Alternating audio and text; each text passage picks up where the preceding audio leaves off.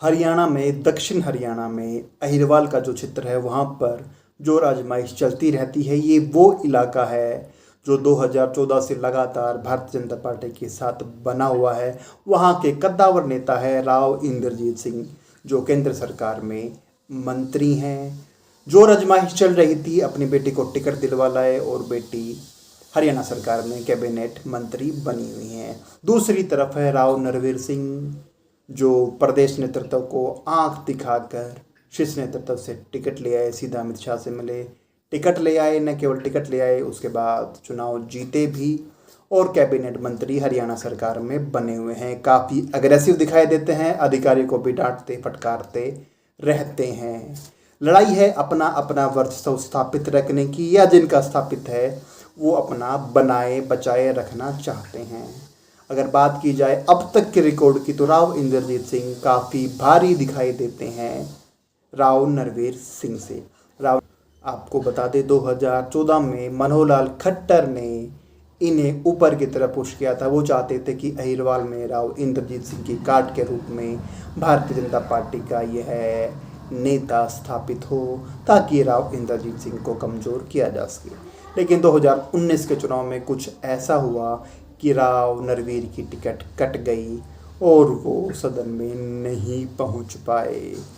राव इंद्रजीत सिंह दोबारा सांसद चुने गए, उनकी बेटी अब की बार विधायिका बन गई है। झटका लगा था, लेकिन 2019 आते आते कुछ ऐसा हुआ कि प्रदेश नेतृत्व से राव नरवीर की वो सांठगांठ नहीं रही जो 2014 के आसपास थी।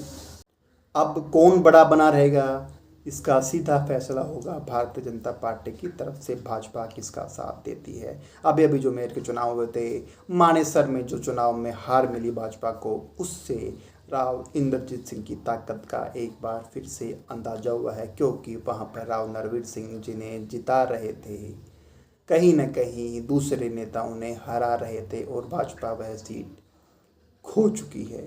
अब समस्या यह है कि वो ये भी शिकायत नहीं कर सकते कि राव इंद्रजीत सिंह की वजह से हम वो सीट हार गए, क्योंकि इससे उनकी ताकत का बयान उन्हीं के मुख से होगा। लेकिन ऐसा हुआ है।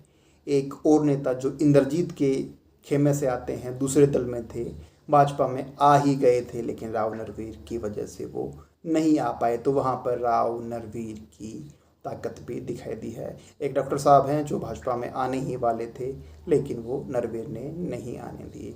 तो कुल मिलाकर दोनों अपनी अपनी जोर आजमाइश कर रहे हैं। इंद्रजीत सिंह काफ़ी समय से अहिरवाल की राजनीति कर रहे हैं, अच्छा खासा उनका रसूख बना हुआ है, लेकिन बादशाहपुर से बड़ी जीत के बाद राव नरवीर ने भी दिखा दिया है कि वो कहीं कम नहीं है। विरासत की बात की जाए तो बेशक राव इंद्रजीत सिंह विरासत को संभाल रहे हैं, राव नरवीर भी विरासत के मामले में पीछे नहीं है। इनके दादा भी और इनके पिता भी काफ़ी सक्रिय रहे थे, दादा तो इनके काफ़ी सक्रिय थे राजनीति में। आपको क्या लगता है, अहिरवाल में किसका डंका आने वाले समय में बजने वाला है? राव इंद्रजीत सिंह का जो उम्र के ढलान पर हैं, या राव नरवीर का जिनके पास अभी उम्र के लिहाज से काफ़ी राजनीति बची है? वैसे तो 90 साल तक, 95 साल तक भी लोग राजनीति में सक्रिय रहते हैं, लेकिन यहाँ क्या होगा किसी को अंदाज़ा नहीं है। आरती राव कैसे विरासत को आगे ले जा पाएंगे, ढंग से संभाल पाएंगी, नहीं संभाल पाएगी। अब तक उनकी कार्यशैली को देखकर लगता है